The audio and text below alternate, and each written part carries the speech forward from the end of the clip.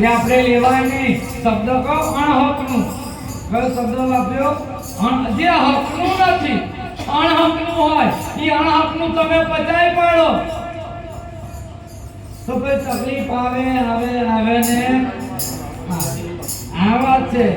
એટલે શું કહ્યું કે લીલુડો ઘોડલો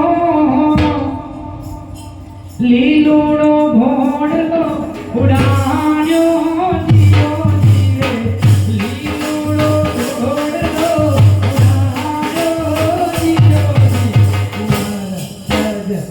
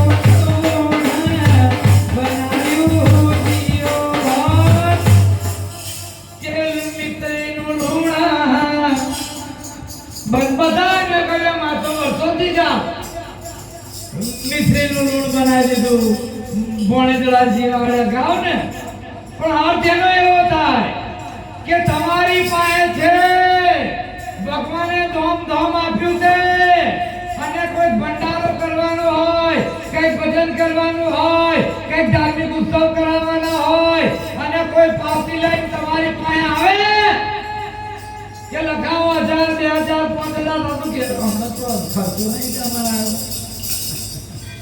છે નહીં કે નથી એલઆઈસી પ્રીમિયમ ભરવાનું છે 6 મહિના પર 11500 જેવું. છઠ્ઠા મહિના મારે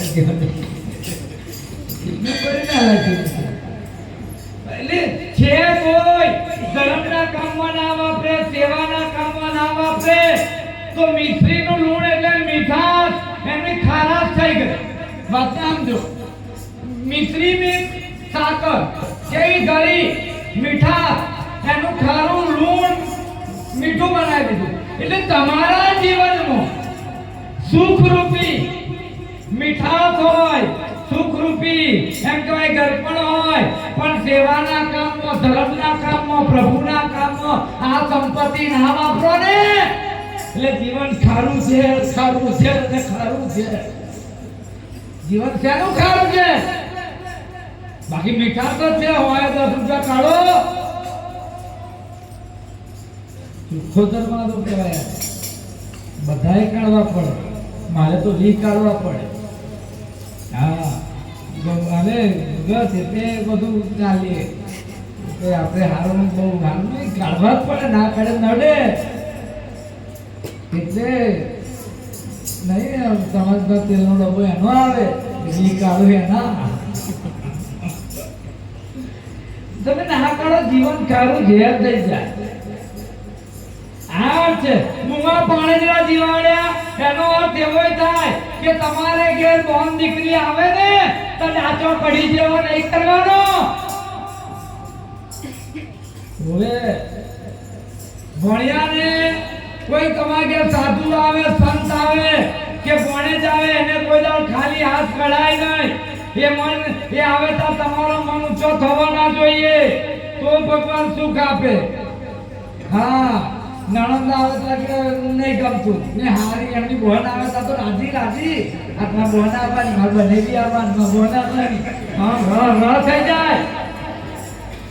રોટલા ને ભાખરી બે બનાવે કે મારે બને તો રોટલો ભાવે કે ભાખરી નહીં ભાવે, બને કે ભાખરી જોઈએ ઘઉંની, રોટલા બનાવે, ઘઉં બનાવે, બાજરીનું બનાવે. નણંદ આવે તો કે ના કશું નહીં, કે ઘંટી વાળા તો ઘંટી ચાલુ કરે, દલાવી પેલી કે આવા વહેલા માત્રા નહીં કરવાના, એ કહેવા માંગે. મુવા ભણેલા જીવાને કે આપણે ઘેર મોન ભણે જ આવે તો એમનો યથાયોગ્ય સત્કાર કરવો પડે. ભગવાને આપ્યું હોય તો આપણે મોન ભણે તો મદદ કરવી પડે. એ અર્થમાં છે મિશ્રી કુટુંબ બનાવ્યું, એનો અર્થ એવો થાય કે તમને ભગવાને આપ્યું હોય તો આ કેવું પેલા શું કરશે, ભાઈ ઘાકરમાં મીઠું થશે. કેમ કે એને ટેક્સ ઓછો કરવો પડે.